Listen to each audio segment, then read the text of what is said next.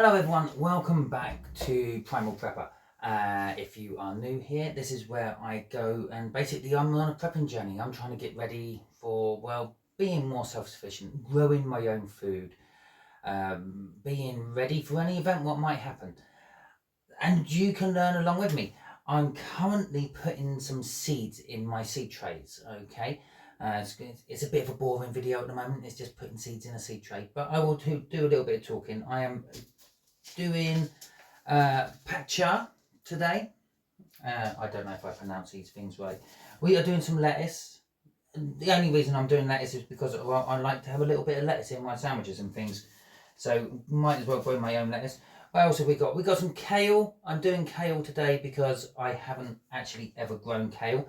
The back of this says it should be planted outside between April and June and September if I want baby leaves. So I'm going for baby leaves. But I'm pretty sure that with things like kale, you can put them indoors over the winter and still get harvests off them. Same with your lettuce. And we're also just going to be throwing in I have to be careful here because these seeds are not in a little extra bag. We're also doing some radishes, just, well, because I can. Okay, I'll probably do a lot of radishes in one of my other trays, but for now, for this video, we're doing it like this. Okay, and so I've got all my labels, so we're going to start with, let's start with the kale. I'll put my kale there, and I'm only literally doing 3 of each, because I've only got 12 segments in my tray. The reason I'm using this tray is because I won't be here to keep these moist and watered while they're sitting on my windowsill during the hot, sunny days of the end of summer. So this one has a water bath there. You put this in and the little dirty fabric there soaks up the water and keeps the soil moist, which is why we're doing that. So we're saying kale to start with, aren't we? So I'm just literally going to multi-sow these. I'm going to put a couple of seeds in each cell for each plant, and we can take out the weakest one as they're starting to grow, or possibly just plant them as little batches, which I'll probably do with the radishes. Oh, I could have opened that a bit better, couldn't I? Okay. Oh, too many seeds there. So, yeah, with the radishes, what I might do with the radishes is put maybe 3 in each cell and have them in the corners of the cell or near the corners of the cell. So then I might be able to just put all 3 out and there's enough spacing for all 3 to grow. Well, that last cell had loads more than 3 go in it. So let's just put my seeds back in here. Obviously, I'm not using all these seeds, and this will happen with you as well. You can succession sow. So next week I could do this again, and next week after that I can do that again. I should point out this is the end of August. Literally, it's the last day of August. I'm leaving everything extremely late, as I do always. Ironic, really, considering I'm doing a prepping channel. And so what's the next one on the list? We might as well do the lettuces next. The lettuces can go in this one. So these are, let's just have a little read up. These are little gems, lettuces, and they can be sown outside between March and July. But I know the area, I know the weather. September, we tend to have quite a nice sun. So even if I just get little lettuces with little leaves off them, I will still get something. And again, as I said, I could probably bring these in because I don't have a huge garden with a huge like veggie plots or anything like that. I just have lots of little planters and things kicking around, all these little, just like grass seeds. And the main reason I'm doing this planting is because I'm going to actually start harvesting the stuff I have got in my planters already, so we can have a bit of room to put these in. Why waste that room? If we can get something else out of that ground before it all gets too bad for growing and the like, well, why not? Let's do that. Okay, so here we go. And so that's the lettuces done. Oh yeah, leftover seeds. Now obviously you can succession sow, so maybe next weekend I can do some more in another planter. I would have to get some more modular trays for them. And it's not a loss. It's what I think I bought these lot of seeds from Sainsbury's, come to about £10. Yeah, so you're looking at £2.50 a pack. Maybe some might be more, some might be less. That isn't the issue. If you go and plant these out in the end of September and the little seedlings come out sort of mid-October and you put them out in the garden and then the early frosts come and kill off everything, what have you lost? A couple of quid. Plus you still have the seeds left for the following season. Now, seeds for the following season is not always the best thing to do. Every year the seeds get older, there is a percentage of their less likelihood of germinating. It's a little bit like people getting pregnant, okay? When they're younger, they fall pregnant just looking at things. When they're older, well, it's a little bit harder for them to get pregnant because, well, things start to, I don't know, degrade, I suppose. Let's do the pak choi next. Pak choi is kind of like, I think it's from the Brassica family. I'm not sure. This is an F1 variety, which means this has been specially bred. Just there we have an F1. It means it's been specially bred just for this particular seed. Okay, there's no guaranteeing that if you take any of these to seed that you will get the same results from your seeds you've taken from your plant. They could favour the father plant or the mother plant if they have sexes in their plants. I don't know. I know that stinging nettles have sexes. You have male stinging nettle plants and you have female stinging nettle plants. Okay, but I don't know about pak choi. So anyway, they're going in there. Now we'll put 3 in there, and I've got 1 left in my hand. We'll put 1 more in there, just there. That will do. Obviously, now you can cover these with whatever you want. I don't tend to cover my seeds, especially tiny little seeds. I sort of just tend to literally rub them in, just like so. Okay, because that's what would happen in nature. The lettuce seed would fall out on the floor, be blown around in the wind, and then maybe get a few leaves fall on it, or maybe get like pushed in a little bit into the ground by a passing deer, and like it gets just trodden in. So I don't worry too much about that. Now, in some types of plants you have to, because like for instance, never mind, it's just a couple of seeds. Beetroots, your root vegetables, yeah, if you just leave them on the top, then it's more of a struggle for them to root down. So if they're already underground by, say, 1 inch, then, or ½ inch, then it's not so bad for them. All right, okay, last one is the radishes. And as I said, I'm going to try to put about 3 in, roughly in the corners. And hopefully I'll be able to just pop these straight out as they are. And I will get 3 pretty decent radishes off each. Now, the harvest, let's just see. Let's just go for this one. This one's okay. This is February to September. Okay, for sowing it outside, which means my harvest time is like April to August. So literally, they take about a month from start to finish. And it'll just be something nice to throw in a salad. Maybe I might find a recipe for radishes. Maybe there's a radish pickle or something like that. I'll have a look-see and see what I can do. I probably won't be doing it with just 3 radishes, but maybe next year I might do a whole bed of them. As I said, I have got planters outside. I might be doing some of this directly outside as well, and we can compare inside to outside germinations and the like. Okay, so that's all them in there. Oh, let's just push them under a little bit, the soil. Some seeds don't like the sunlight. They like the darkness, and they need the darkness to get them going. For instance, my tobacco seeds need the sunlight, so I have to put them in direct sun for that. So I'm just going to put that on there. By the way, if you're wondering, yes, I'm in my kitchen because I don't have a potting shed or anything like that. I have a small premises and a small garden. But that is just an old bit of paper from last night's fish and chips. Okay, so I've literally thought, before I throw that away, I'll use that to stop a lot of the soil from ending up on my worktop. Right, so I'm just going to pop them in there for now.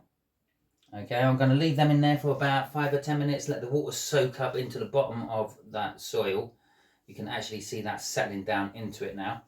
And that will soak up into the bottom of the soil and give my seeds a good chance of germination, because they will start like pulling down towards that moistness they can sense.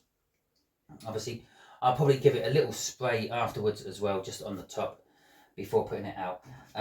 There should be a cover what goes on this, like a propagator cover, but in my random moves and things, I have lost that one. So, but it works fine without the cover. You don't need the cover. The cover just helps it along a little bit, maybe makes it germinate a day or two earlier. In the grand scheme of things, not that important. Obviously, once they've been soaking for a little while, I will then pop that in, which holds it up out of the water, put them on top of that and allow that to soak through as it does. And you never know, at the end of the video you might see it on my windowsill. Okay, so there we go. Next we'll be going out in the garden to see what I've actually managed to grow. Well, hello, here we are out in the garden now. My planters, I should say. They're not really, it's not really a garden. Well, there's grass. It's a communal thing. I have planters. I put planters out. As you can see, it's a bit neglected. Okay, I was away last week. It was a hot day. There weren't much rain. A lot of this sort of probably could have done with a lot more water than I actually gave it, or it actually got. A lot of my tomatoes have done that. You can't see that. That's just off screen. Let's just turn that there. Okay, which they've gone black on the bottom. There's some sort of problem. I don't know what it is. First time I've ever done tomatoes. Probably should have gone for some easy tomatoes to do. So let's have a little look, see. As I said, I'm out here now. I'm going to be putting out what I can. I've got this one carrot here. It's gone to seed. Shouldn't have, a year early, but hey ho. I suppose it must happen from time to time. So yeah, let's put out and see what I've got. Nothing. Oh, there we go. We've got a couple of little carrots there. That's not too bad. Good start. Now, obviously, I'm not planning on growing enough food here to eat and keep me alive throughout a whole year or season or anything. I'm just literally growing just to sort of learn how to grow things, learn tricks, what these plants like to do and when to put them out and the like. And in this particular case with these carrots, I planted them in a planter which was 16 inches high ish, and apparently the carrot fly can't actually fly higher than that. And as you can see with all these carrots so far, there isn't any sign of pests on them, which is a good thing because I didn't want them. I haven't done any sort of treatment on them to stop the pests from coming. Some of these look pale. They are multicoloured carrots. Okay, I should have like beetroot red ones, your regular orange ones, pale golden ones, and well, getting down to white ones. And I'm assuming they all probably taste different as well. Now, you haven't seen this planter in any of my previous videos because I have built it while like in between videos, and these were just beetroot version carrot. I planted it all out in between videos as well. These were directly sowed straight into the soil. I didn't pre-sow them first anywhere. And there's another little carrot just there. Okay, oh look, that one's split. Must have had something hard in between it. All got disturbed, perhaps. Oh, I think I've got another one as well. So, you know, they're just baby roots. I'm leaving this one to let that go to seed. It is an A1 variety, so I'm not guaranteeing what I'm going to get off it next time round.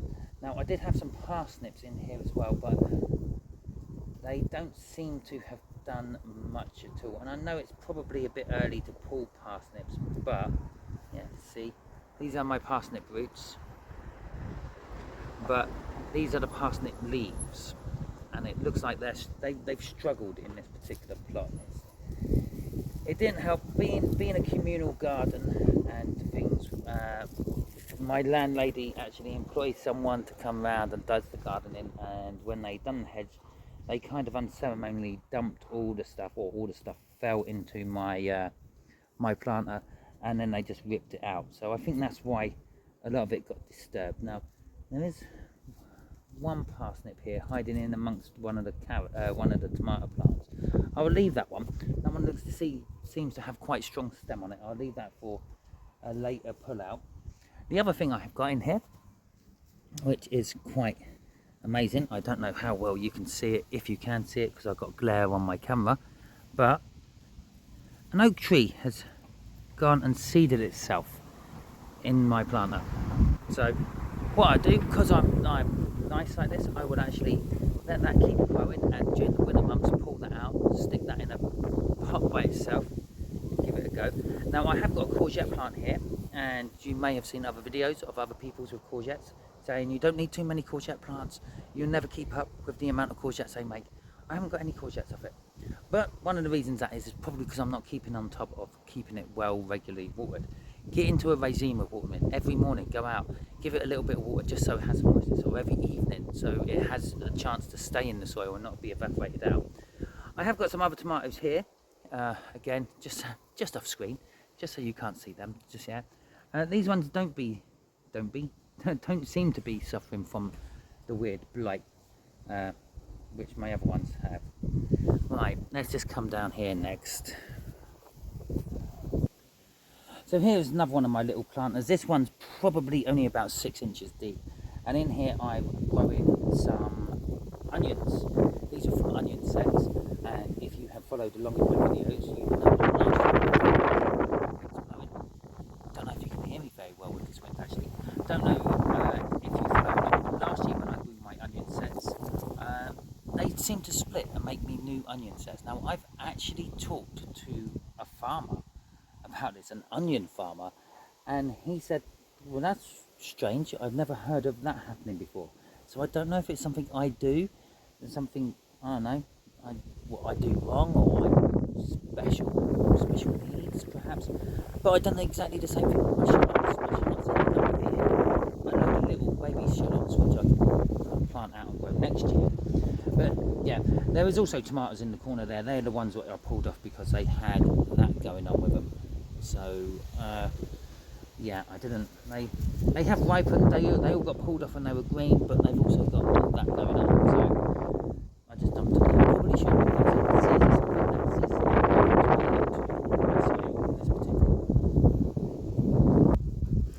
so here we have my sycamore, which I pulled out of my other plant around the other side of my house, and my mystery plant. My mystery plant turned out to be a tobacco plant. Yes, I grow tobacco. It was a bit of a struggle learning how to grow it in this climate, and the main struggle is actually getting it going.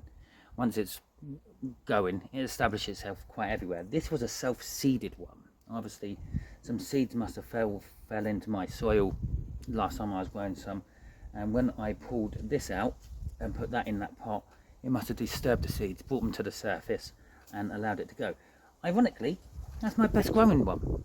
Okay, all the ones I grew in little pots on my windowsill and then brought out and transplanted haven't got nowhere near as big as this. It's still not as big as these plants can actually get to, but that could be a climate issue. This isn't your standard smoking tobacco. This is actually Hopi tobacco, which is what they would use during their ceremonies and things. And when the leaves are getting to, it's really sticky to touch, so I'm going to have to wash my hands a bit. When the leaves get to that sort of colour, that's when you want to pick them off. Yeah, that's what they use in their ceremonies for their vision quests and etc. So it isn't, you can smoke it, you have to be careful smoking it. You don't eat it, it's kind of quite poisonous. It has a much higher nicotine level than your standard smoking tobacco.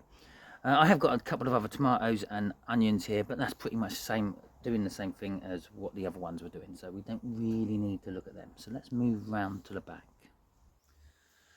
So round the back, hopefully you can all hear me better. And again, as I mentioned at the beginning of the video when I was doing my seedlings, this is like the last day of August.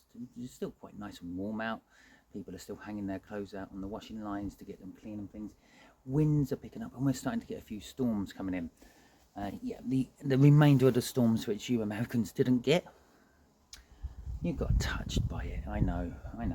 Okay, so if you remember, I put some beetroot in here, carrots in here, parsnips in here, and some potatoes grew by themselves. Obviously, I missed a few little potatoes or something they took on.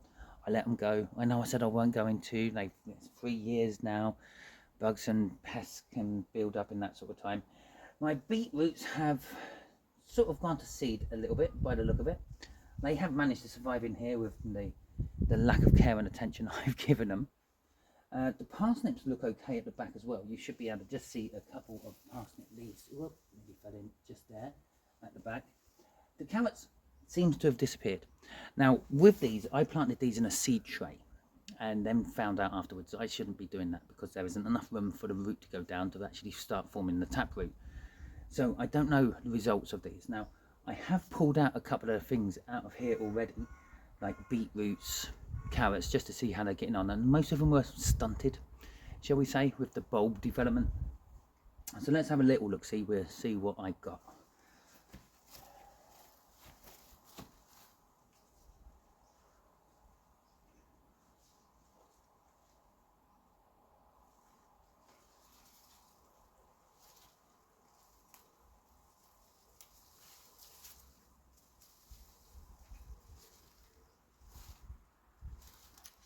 So these are my beetroots.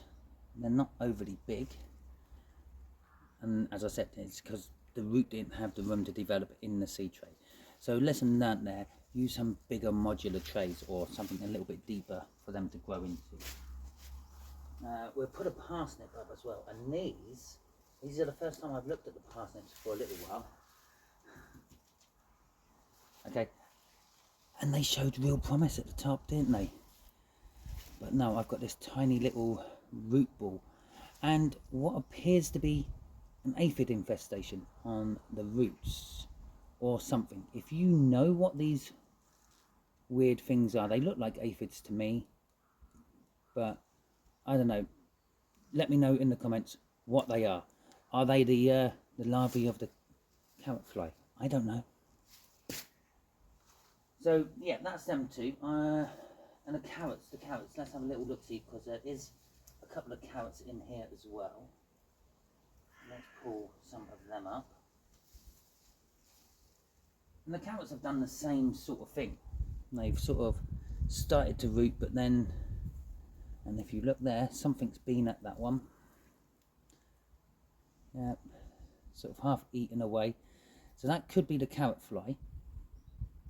The other ones look okay-ish, I suppose, but they didn't really root down too deep.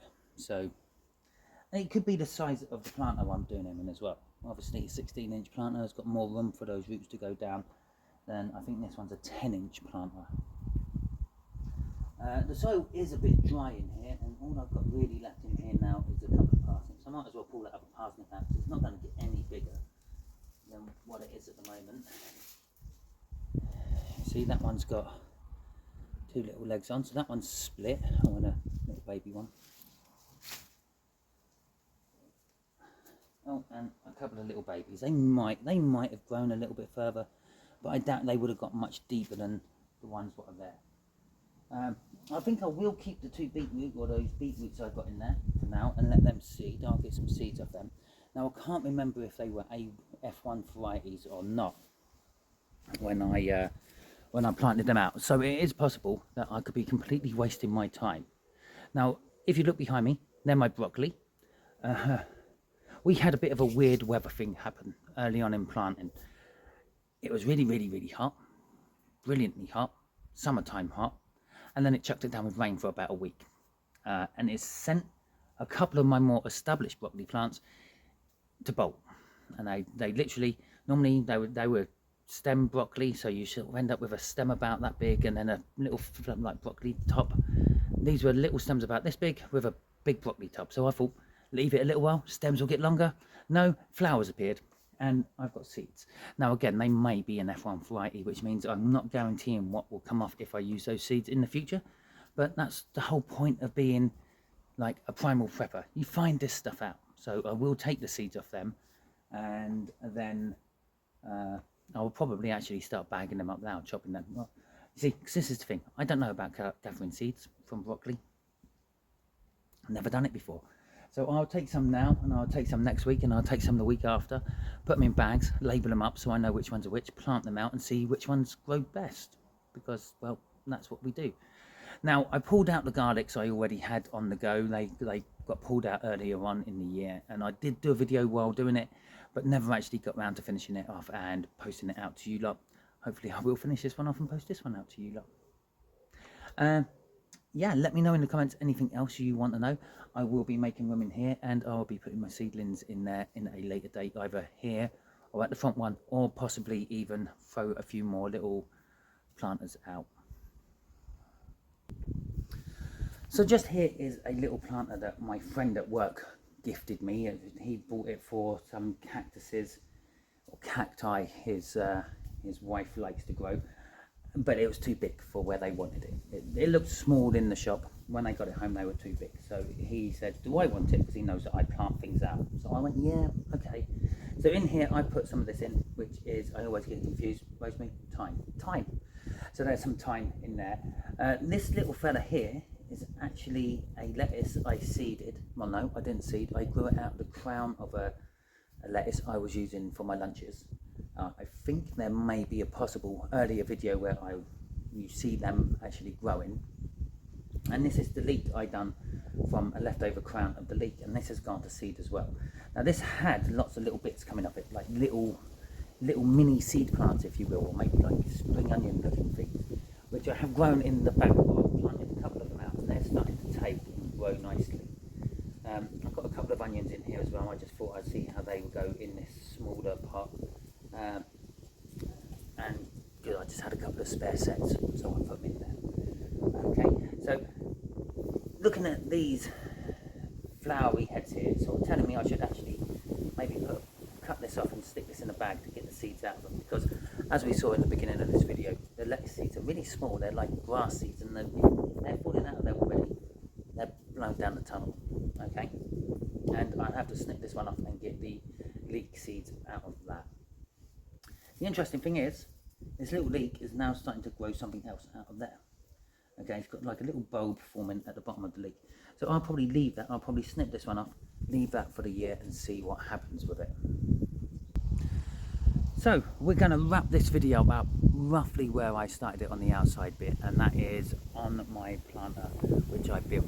Now I did do a little video of me actually starting to fill this up with soil and stuff, and I know that sounds really boring, but it wasn't just soil compost I was putting in there. I started with a base of sticks and twigs and things, and then a load of grass cuttings and the like. Now obviously I will edit that in and stick that on the end of this video. You can see me doing that. It's going to be so exciting, I know. Yeah, but because I had all that organic matter in there, originally when I filled this up, and it took, what, 150 litres of compost to fill this up on top of those sticks and grass cuttings. The soil was up to that level, and now the soil is down to that level. So that is where it started to rot down, compact in. Okay, so this will need topping up, and now I've pulled out all the carrots and the things out of here. It's just got the tomatoes and the courgette still going. What I would do is I would start filling this up with soil, and like in this lower part, and hopefully get some seedlings in there.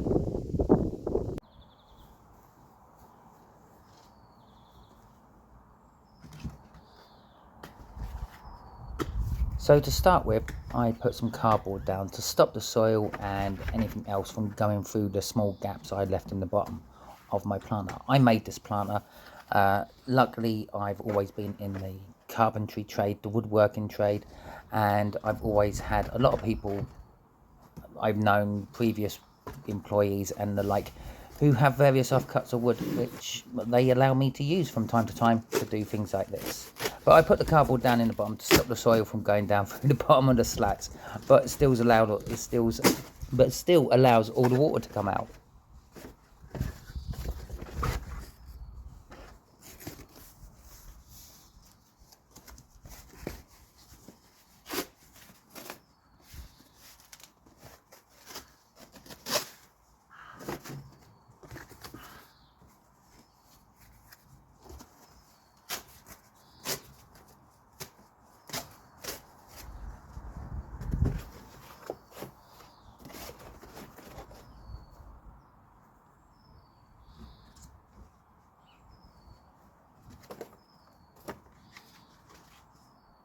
it doesn't really matter how much cardboard you put in.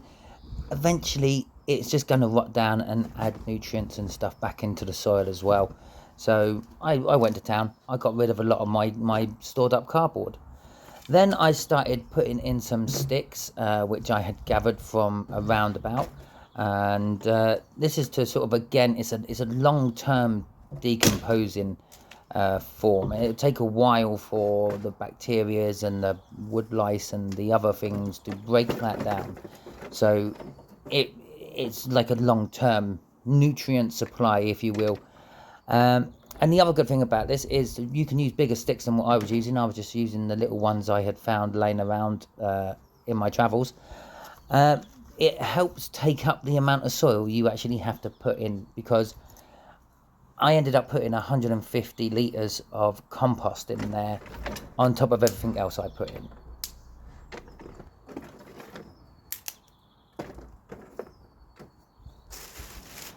Next came a layer of like more organic-y type matter, sort of like the composting sort of material you would use. Mainly grass cuttings in this particular case. It had been sitting in the bag for a little while. It weren't smelling too good, but that's what happens when it all rots down. But I still got my hands in there and mulched it all down and put it all around. Now, this is nearly half filled, my planter. Yeah, that's nearly 8 inches of wood and garden soil or garden cuttings and the like. My soil dropped by, you were seeing, well, you saw before I put this video up, that my soil had dropped probably about 4 to 5 inches. If you want that in metric, that's about 100 to 125 millimeters, 10 to 12 centimeters.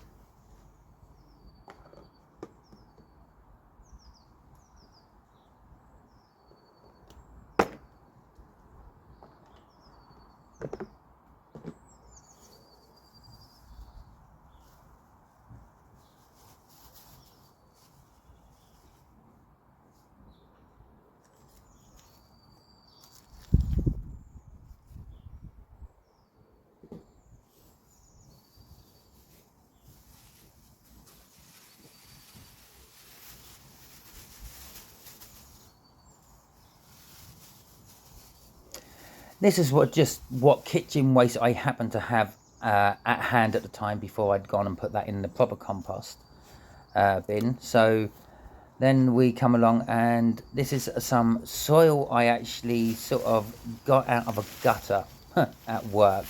Yeah, works quite handy like that.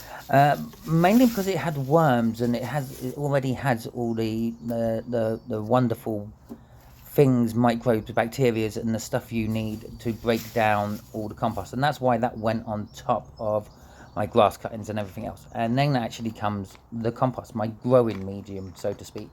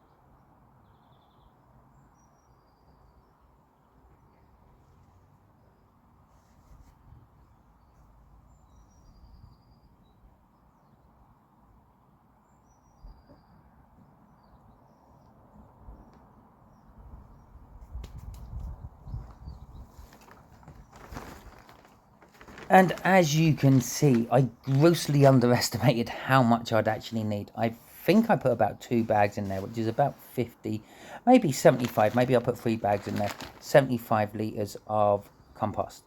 Now, what would that be in gallons? I don't know. It's about 4.5 litres a gallon.